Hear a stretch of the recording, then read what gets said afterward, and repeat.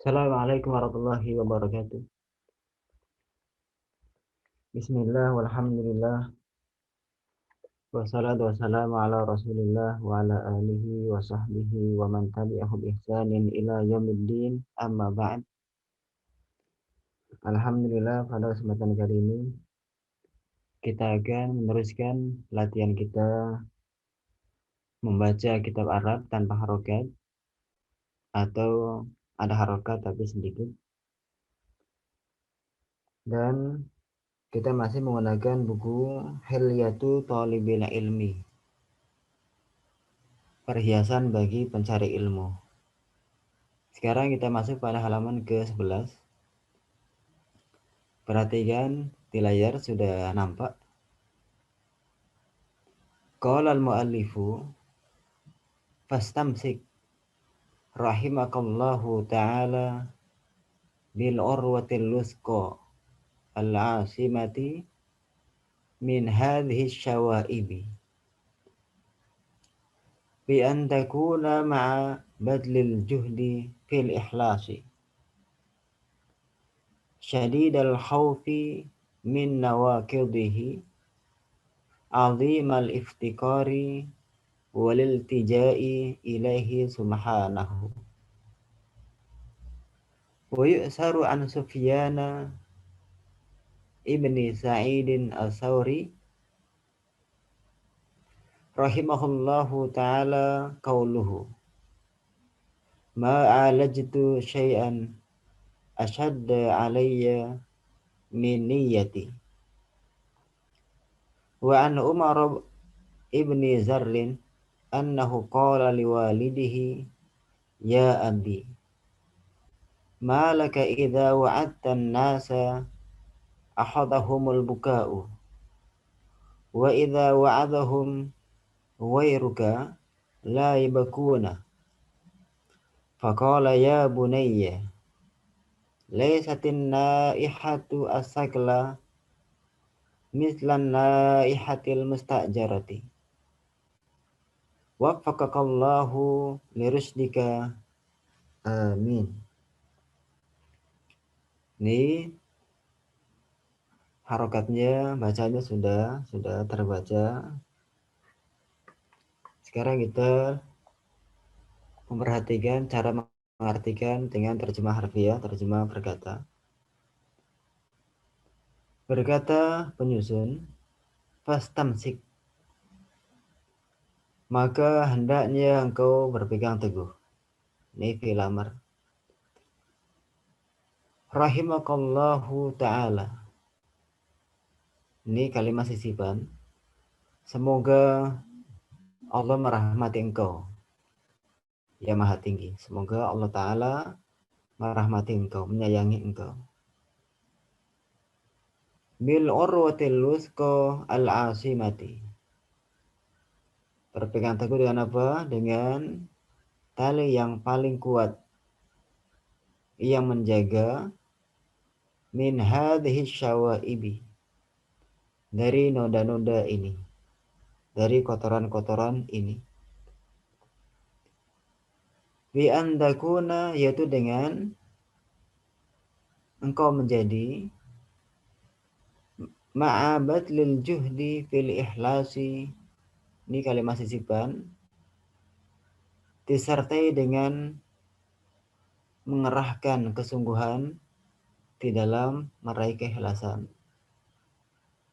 Syadidal khawfi min nawaqidihi, menjadi apa? Menjadi orang yang sangat takut daripada pembatal-pembatalnya, perusak-perusak niat, perusak-perusak ikhlas.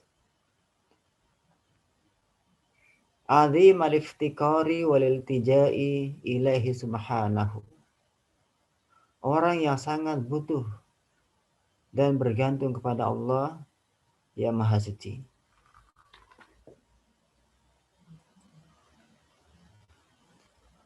Wa yu'saru an Sufyana ibni Sa'idin as-Sawri, dan diriwayatkan dari Sufyan bin Sa'id as-Sawri rahimahullahu ta'ala qauluhu, Semoga Allah merahmatinya yang maha tinggi. Qauluhu, perkataannya. Ma'alajtu syai'an asyadda alayya min niyati. Tidaklah saya mampu mengobati sesuatu yang paling berat terhadap diriku daripada niatku sendiri. Wa an Umar ibni Dzarrin annahu qala liwalidihi. Dan dari Umar bin Dzar bahwasanya dia berkata kepada bapaknya. Ustaz, Ya, bisa di zoom in, diperbesar stacknya. baik, kita perbesar tulisannya biar nampak. Ini mohon maaf, kami kira sudah besar, ini kami besarkan lagi. Ini, Nah, ya Ustaz. ya kita teruskan. Ya abi, wahai bapakku. Malaka idza wa'atan nasa. Malaka, ada apa dengan engkau? Apabila engkau menasihati orang-orang, akhadhahumul buka'u, niscaya tangisan akan mengambil mereka, atau mereka akan menangis. Wa idza wa'adhahum ghairuka la yabkuna. Dan apabila menasihati mereka selain engkau, la yabkuna, tidaklah mereka menangis. Faqala, maka beliau mengatakan, ya bunayya, wahai anakku. Laisatin naihatu sakla, tidaklah perempuan yang meratap, tidaklah perempuan yang menangis. Asakla, yang kehilangan anaknya atau kecintaannya atau yang disayanginya. Mitlan naihatil mustajarati, seperti perempuan yang menangis, yang meratap, al mustajarah, yang diupah, yang dibayar. Waffaqakallahu lirusdika, amin. Semoga Allah memberikan taufik kepada engkau, lirusdika, untuk menunjukin engkau, memberikan rasyad, petunjuk pada engkau, amin. Ya Allah, kabulkanlah. Demikian bacaan daripada apa yang kita bahas pada malam hari ini. Arti perkata sudah. Sekarang kita ambil faedah maksudnya. Setelah faedah maksud, baru kita masuk pada tata bahasa. Perhatikan dari awal. Paragraf pertama dari fastamsik sampai ilaihi subhanahu, maka kesimpulannya adalah hendaknya kita untuk senantiasa berpegang dengan yang terkuat. Apa itu? Agama Islam. Hendaknya kita berpegang tali yang kuat, yang paling kuat, yaitu agama Islam. Yang apa? Al-asimah, yang mampu menjaga daripada noda-noda ini, daripada penyakit-penyakit ini, kotoran-kotoran ini, daripada keinginan mendapatkan jabatan, daripada kekayaan, daripada perhatian orang, dan seterusnya. Bagaimana caranya? Cara daripada memegang tali yang kuat ini, bi antakuna, yaitu dengan cara tentunya dibarengi dengan kesungguhan yang sangat, mencurahkan segala kesungguhan dalam mewujudkan keikhlasan pada diri kita. Kita menjadi apa? Syadidal khaufi min nawaqidihi, hendaknya kita menjadi seorang yang sangat takut daripada perusak-perusak ikhlas ini. Makanya kita ketika belajar hendaknya kita bersihkan hati kita. Jangan sampai kita belajar apakah ilmu syar'i atau ilmu alatnya itu tujuannya untuk yang sifatnya duniawi saja. Kalau kita yang diincar adalah sifatnya material, maka itu merupakan perusak daripada keikhlasan kita kepada Allah Azza wa Jalla. Kemudian apa?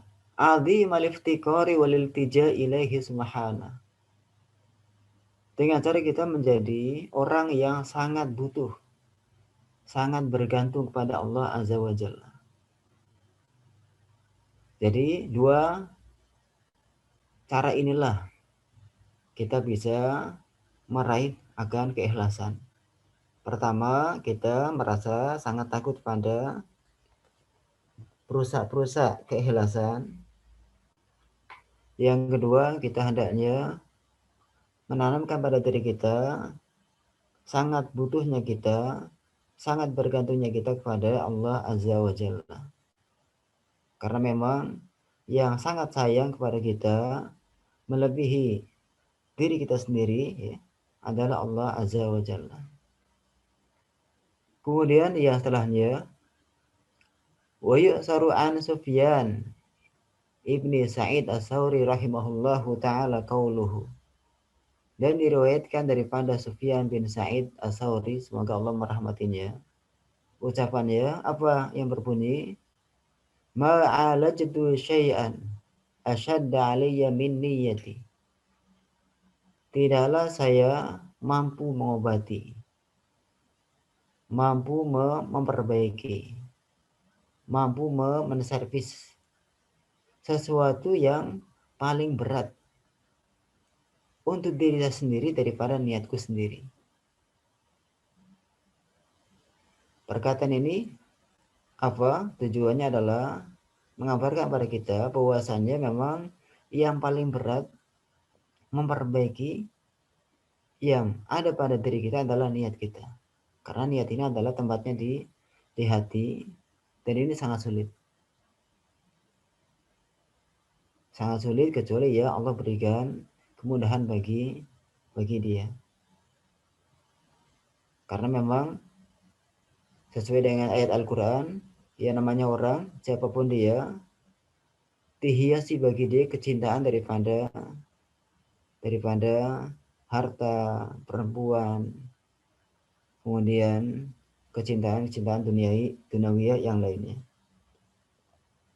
Semuanya. Jadi pada dasarnya manusia cinta pada duniawi. Sehingga tidak heran kalau seandainya kebanyakan orang pikirannya, mindsetnya, perpikirannya adalah berujung pada materi. Ada nggak keuntungan harta untuk saya? Ada nggak jabatan yang bisa saya cari dan terusnya. Jadi niat yang paling berat. Kemudian wa an Umar ibni Dzarrin annahu qala liwalidihi. Dari Umar bin Dzar bahwasannya dia mengatakan kepada bapaknya. Dia mengeluhkan. Dia menyampaikan sebuah fenomena. Apa? Wahai bapakku, kenapa dengan engkau? Apa gerangan dengan engkau? Apa? Ketika engkau memberikan nasihat kepada orang-orang, ketika engkau memberikan masukan kepada orang-orang, mereka bisa menangis. Mereka tersentuh hatinya. Tapi sebaliknya ketika orang lain atau selain engkau menasihati orang-orang, menasihati mereka, kok mereka tidak bisa menangis? Maka bapaknya menjawab dengan simpel, dengan sederhana. Apa jawabannya? Wahai anakku, tidaklah perempuan yang menangis gara-gara anaknya meninggal, gara-gara kekasihnya meninggal, itu sama dengan perempuan yang menangis yang karena dia diupah. Artinya apa? Tangisan yang benar, tangisan yang memang asli, dengan tangisan yang dibuat-buat tentu berbeda. Sehingga apa? Kalau dikaitkan dengan nasihat, ketika seseorang memberikan nasihat pada orang lain, kalau nasihatnya ini memang benar-benar daripada hati orang yang menasihati, ikhlas lillahi ta'ala, tulus, dan tujuannya untuk memberikan kebaikan kepada kawan-kawannya, maka nasihat yang sumbernya dari hati akan diterima oleh hati juga. Sebaliknya, orang yang memberikan nasihat hanya sebatas lisan saja, hatinya kosong, tidak menghayati, dan bahkan si penasihat ini hanya di lisan saja, kesehariannya jauh daripada amalan teladan, amalan yang perlu diteladani. Dia hanya sekedar bisa ngomong. Maka apa? Orang-orang yang menerima nasihat dia tentu akan masuk telinga kanan dan keluar ke telinga kiri. Tidak ada tidak ada uh, tidak ada pengaruhnya. Kemudian terakhir, wafaqallahu lirusydika, amin. Semoga Allah berikan taufik pada Anda untuk mendapatkan atau untuk menunjukkan kepada engkau. Amin ya Allah, kabulkanlah. Ya, itulah terkait dengan bacaan yang kita pelajari pada kesempatan kali ini. Bacaan sudah, arti berkata, arti tafsiriyah, ya, termasuk juga maksudnya atau faedahnya. Nah, sekarang kita masuk pada tata bahasa. Mungkin tata bahasa ini silakan yang kalau ada pertanyaan, ya. Kalau yang sudah biasanya kami ambil 1 atau 2 pembahasan. Nah, sekarang silakan bagi yang ada yang hadir yang mau bertanya terkait dengan tata bahasa, silakan dari nahwu dan sorofnya. Ada pertanyaan?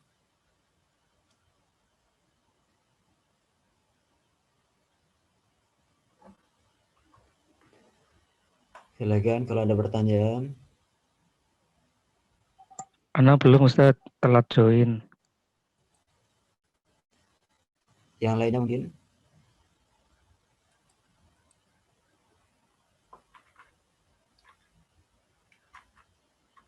Ada yang mau tanya?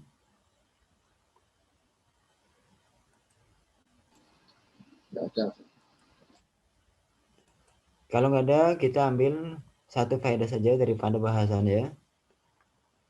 Kita ambil dari kata fastamsik rahimakallahu ta'ala bil urwatil wusqa. Kita ambil al-wusqa. Kita gabungkan antara sorof dengan nahwunya. Secara sorof, al-wusqa, ya, ini adalah dari kata wasuko. Dari kata wasuko. Artinya kuat, qawiyah. Artinya kuat. Kenapa diartikan al-wusqa adalah paling kuat? Ini adalah kita harus mencari akar katanya. Al-wusqa dari kata wasuko. Wasuko kuat. Isim fa'ilnya adalah wasikun, orang yang kuat. Isim tafdilnya adalah awasaku. Isim tafdilnya adalah awasaku timbangan af'alu. Af'alu ini kalau kita belajar isim tafdil itu ada beberapa perubahan, ya. Kita perhatikan perubahannya. Kalau mufrad mudzakkar awasaku. Kalau musanna mudzakkar maka awasaqani. Kalau dia jamak mudzakkar maka awasakuna atau awasiku. Kalau dia mufrad muannas maka wusko. Kalau musanna muannas maka wuskoyani. Kalau jamak muannas maka wuskoyatun atau wusaku. Jadi kalau wazannya adalah af'alu, af'alu, af'alani, af'aluna, afailu. Itu untuk yang mudzakkar. 1 mudzakkar, 2 mudzakkar, 3 mudzakkar, 3 mudzakkar bisa 2. Ya. Kemudian yang muannasnya fu'la, fu'layani, fu'layatun, fu'alu. Ini adalah untuk perempuan. 1, 2 dan banyak perempuan. Jadi al-wusqa adalah bentuk isim tafdil untuk perempuan. 1 perempuan. Maka diartikan bil urwatil wusqa dengan tali yang paling kuat. Atau dengan tali yang terkuat. Isim tafdil artinya paling atau paling kuat atau terkuat.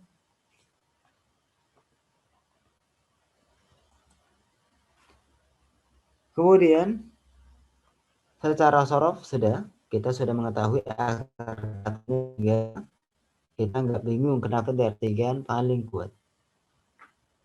Sekarang kita masuk pada nahwunya.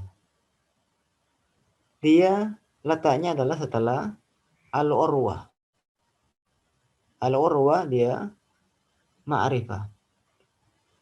Al-wusqa al-ma'rifah. Maka al-wusqa adalah dia na'at. Jadi ma'rifah bertemu ma'rifah memang nggak harus selamanya menjadi na'at. Jadi ma'rifah bertemu ma'rifah, ma'rifah kedua tidaklah selamanya menjadi na'at, tidak. Karena bisa jadi ma'rifah plus ma'rifah adalah mubtada khobar. Ya, umpamanya ar-rajulu Muhammadun. Laki-laki itu adalah Muhammad. Rajul, ar-rajul ma'rifah. Muhammad ma'rifah. Tapi Muhammad ya, bukan na'at, tapi khobar. Adapun di sini adalah na'at. Sehingga kita artikan yang terkuat. Kemudian jadi timbul pertanyaan, apa yang patokannya untuk menentukan ma'rifah bisa ma'rifah kedua khobar, bisa ma'rifah kedua sebagai na'at. Maka patokannya adalah untuk kalimatnya. Kalau kalimatnya menuntut dia adalah khobar kita katakan khobar. Kalau dia na'at kita bilang na'at. Kemudian al-wusqa ini kalau secara i'rab kita i'rabnya adalah na'at, na'atun. Karena urwa ini dia iringi dengan huruf jar, maka kita katakan al-wusqa majrur. Na'atun majrurun. Majrur wa alamatu jarrihi, alamat tanda jarnya adalah dengan apa? Kasrah, kasratun. Kita lihat-lihat mana kasrah, enggak ada. Maka karena enggak nampak kita katakan kasratun muqaddaratun, kasrah yang tak nampak. Di mana? Alal akhir, di huruf akhirnya. Karena lagi-lagi di dalam masalah i'rab ini hanya menyoroti harokat huruf terakhir. Adapun huruf yang bukan terakhir enggak disoroti. Jadi wa alamatu jarrihi kasratun muqaddaratun alal akhiri.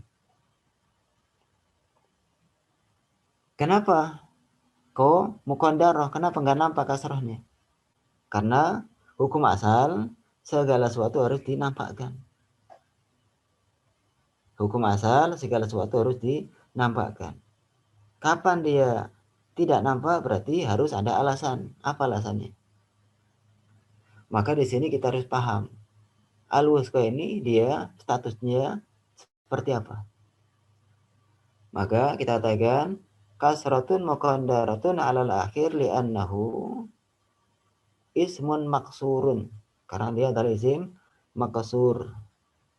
Jadi isim maksur ketika dia rofa, ketika dia jar, ketika dia nasab, maka tandanya adalah dengan muqaddar, enggak nampak.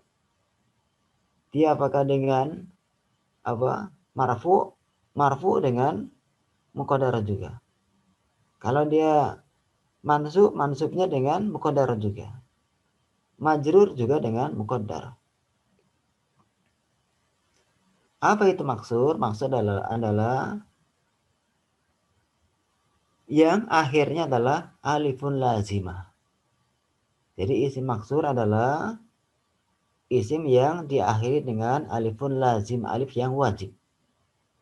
Mana alif lazimah? Kita lihat wusko ada alif akhirnya. Ada alif akhirnya. Nah, alif sini meskipun bentuknya seperti ya tanpa titik, dia namanya alif. Kenapa? Karena sebelumnya adalah harokat fathah. Harokat fathah. Kalau harokat fathah sebelumnya, maka bisa dipastikan dia adalah alif, bukan ya. Kalau ya, tentunya pakai titik 2. Dan bacanya tentu ya, kalau dia fathah maka koi atau ki. Yang jelas bedanya alif sama ya tentu dengan titik diantaranya. Kapan ada titik 2, maka dipastikan dia adalah huruf ya. Ya, itu saja mungkin pembahasan terkait dengan kata al-wusqa. Ada pertanyaan silakan. Yang baru masuk. Ustaz, berarti itu man'utnya ulwah ya Ustaz? Ulangi. Ini al-wusqa naat man'utnya ulwah ya? Ya, perhatikan. Al-wusqa kita artikan terkuat. Ini adalah naat. Kalau ditanya mana man'utnya, karena kapan ada naat ada man'ut. Ya, seperti halnya kapan ada khobar harus ada mubtada. Tadi di awal kita terangkan al-wusqa adalah dia bentuk isim tafdhil mu'annas. Kita perhatikan timaannya af'alu, af'alani, af'aluna, af'ilu. Mu'annasnya fu'la, fu'layani, fu'layatun, fu'alu. Maka wusqa dia untuk perempuan. Iya, Kapan perempuan, maka enggak mungkin man'utnya adalah muzakkar. Karena lafaz jalalah dihukumi dengan lafaz yang muzakkar. Muzakkar. Ya. Maka tentunya kita cari yang mu'annas, dan dalam hal ini adalah al-urwah. Oh ya. Jadi yang terkuat adalah talinya. Nah, Ustaz. Ya, ada lagi silakan yang mau bertanya. Fahim tuh Ustaz. Alhamdulillah. Silakan mungkin yang peserta yang lain yang mau ngambil faedah dari pertemuan kita.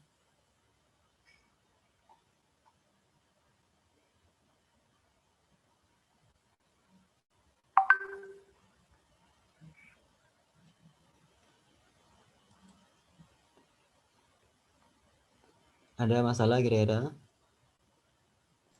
Cukup Ustaz. Cukup ya. Ya baik. Nanti ketika ada pertanyaan di luar forum silakan tanya. Insya Allah kami akan usahakan untuk menjawabnya. Demikian pelajaran kita, latihan praktik baca kitab, meskipun sedikit, tapi semoga bisa ambil manfaat yang banyak. Dan mohon maaf atas segala kurangan. Walhamdulillah, subhanakallahumma bihamdika, asyhadu an la ilaha illa anta, astaghfiruka wa atubu ilaik. Assalamualaikum warahmatullahi wabarakatuh. Waalaikumsalam warahmatullahi wabarakatuh. Jazakallah khair Ustaz. Jazakallah Wa khair. iyyakum. Wa iyyakum.